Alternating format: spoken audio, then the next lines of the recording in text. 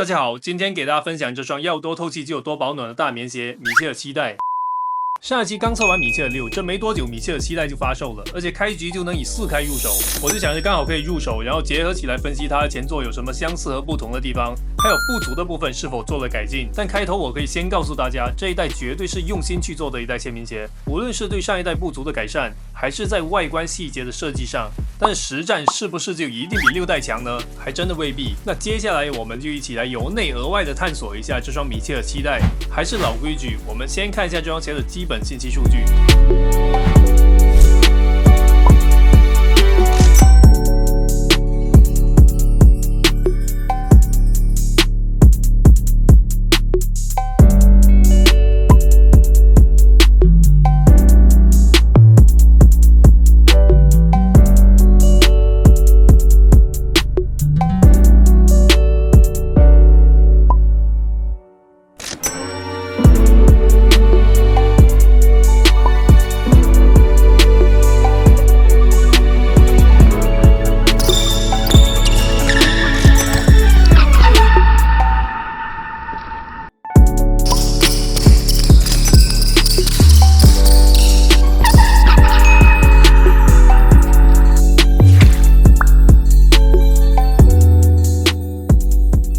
我手上的是首发的 Cam 配色，名字的由来应该就是米切尔多年以来一直坚持在母校为小朋友们举办的篮球夏令营，也是以此方式来回馈母校，以及把当初自己在篮球夏令营中萌芽的篮球梦想的种子继续传递给当地的孩子们。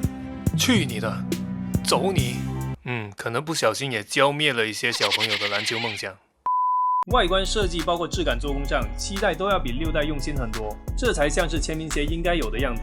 首先在个人元素上，象征着米切尔蜘蛛侠外号的蛛网元素，这次就有了更多的体现，像外底外露的荧光绿中底材料上，还有鞋头热塑加固的透明胶条，都是做成了蛛网的花纹。最细节的是，连拉链头上的这个拉片都融入了蛛网元素，这么细微的部件都做了个人元素，情绪价值真的是拉满了。logo 也会出现的比6代更多更显眼，除了鞋舌和鞋垫上，在6代同款的碳纤纹路的 TPU 下方增加了一个米切尔蜘蛛大 logo，TPU 底部呢也刚好是呈现一个 M 字的轮廓。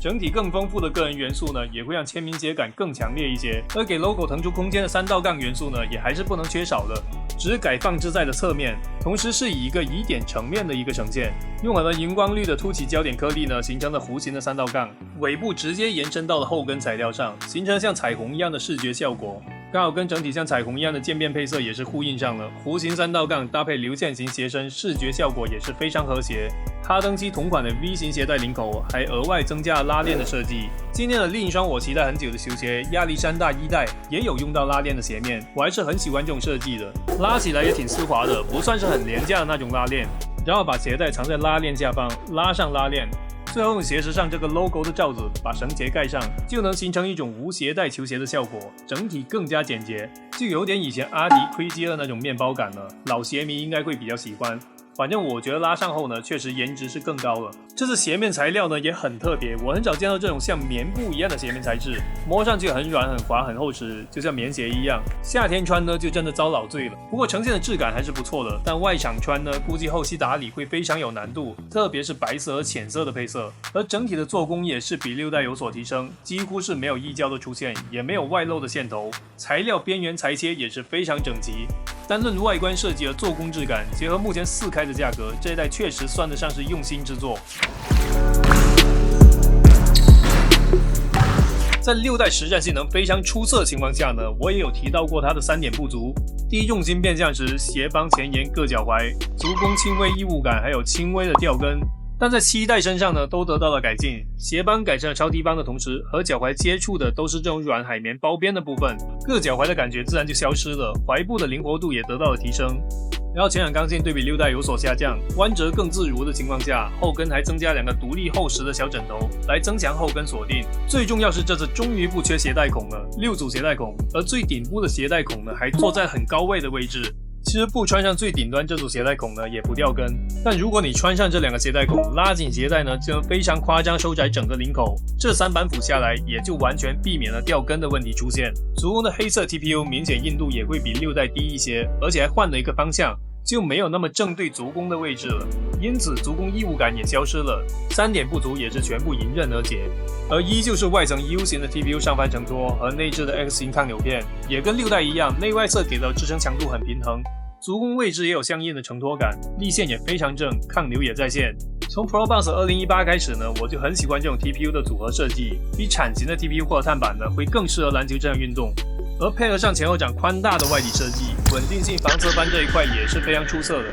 那是不是就没有缺点呢？只能说还真没什么硬伤，但它肯定还算不上完美。要着重说一下的是，适配人群对比6代呢是有变化的，就没有那么适合小快灵了。这是我个人认为不够完美的一点，一是整体重心更高了，而且整个前掌呢底旋很平整，脚趾没有做向前掌逐渐收薄的坡度设计，启动时脚趾不能很明显的感知地面，场地感是比较缺失的。同时没有底旋这个坡度呢，前后过渡也只能说是一个及格的水准。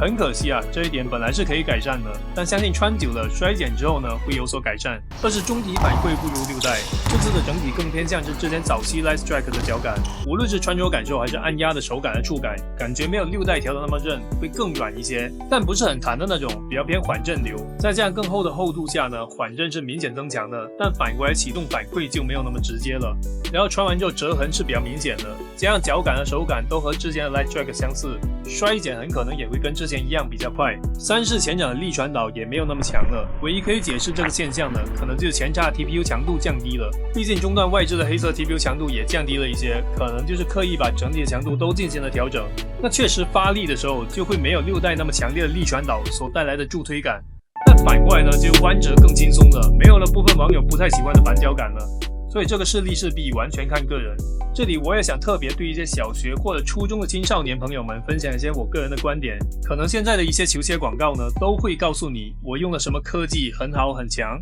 但从没提到过针对什么样阶段的用户。所以可能小朋友很容易会变成有一种球鞋科技崇拜，有没有气垫，有没有碳板，没有呢就觉得不够厉害。但是我觉得在还没有发育完全的时候，就是没必要穿那种让你有依赖性或者过度保护性的球鞋，比如一些碳板或者踩屎鞋之类的，就好比膝盖没有问题就别带护膝一个道理。反过来碳板鞋呢，可能还会影响你们的发育，而且你们年轻的身体素质呢也是有足够能力去应对篮球运动的，要多去锻炼它。那言归正传啊，这3年改变呢，加上重量上的小幅提升和宽大外底的基础，也让这双鞋呢从6代的轻快启动的爽脆脚感呢变得稍显拖沓，灵活性也没有那么高了，但是缓震性有大幅的提升，而稳定性则是依旧在线。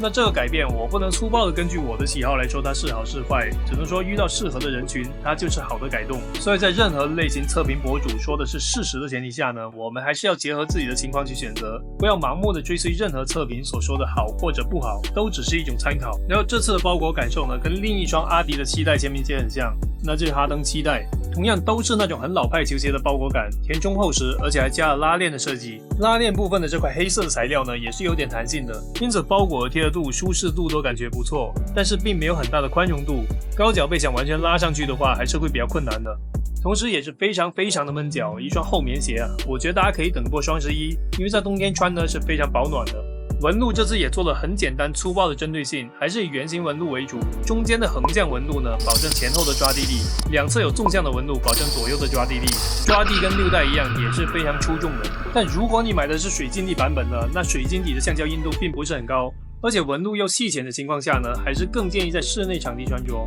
但好消息呢是有实色橡胶底版本的，比如白色那一双，想拿打外场的朋友呢，到时候也可以留意一下耐磨是不是有明显的提升。鞋楦呢，我个人感觉是略微偏宽的，我觉得微宽脚呢，正常脚都可以穿。瘦脚整后4分之3段呢，也可以通过 V 型的鞋带领口设计收紧到合适的松紧度，但高脚背呢，建议试穿之后再决定。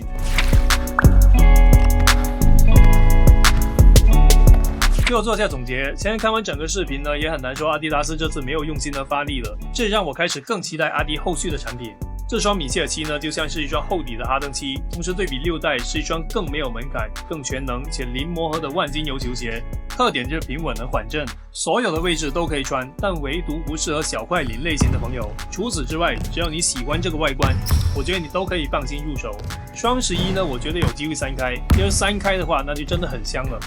那这一期节目就接近尾声了，喜欢本期节目呢，别忘了点赞关注，感谢你们收看到这里，我们下一期再见。